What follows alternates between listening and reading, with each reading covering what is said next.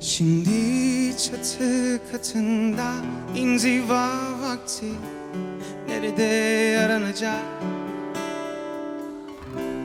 Dinlemeliydim vaktinde aklı, seni unutmaya çalışmakta varmış. Maalesef bana bıraktıklarında teselli yolunda, demek ki elleri boş dönmekte varmış.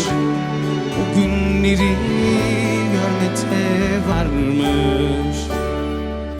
Yarın hatırımı sorsan ne olur? Bugün hevesini kırdın bir kere. Gitme dememle kalsan ne olur?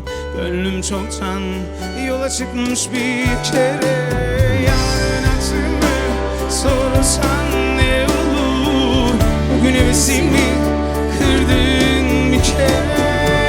Gitme dememle kalsan ne olur? Gönlüm çoktan yola çıkmış bir kere. Yarın hatırımı sorsan ne olur? Bugün hevesimi kırdın bir kere. Gitme dememle kalsan ne olur? Gönlüm çoktan yola çıkmış bir kere. Şimdi çatı katında inziva vakti, nerede aranacak aklının hakkı?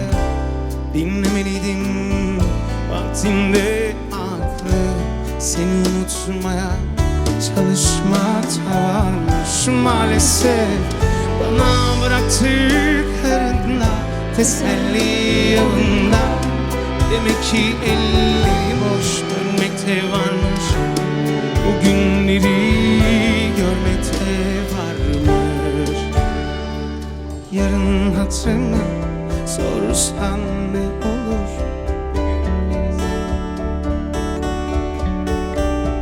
Gitme dememle kalsan ne olur?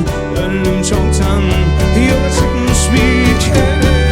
Yarın hatırımı sorsan ne olur?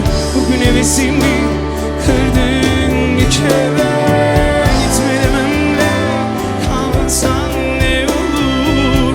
Gönlüm çoktan yola çıkmış bir kere. Yarın hatırımı sorsan ne olur? Bugün hevesimi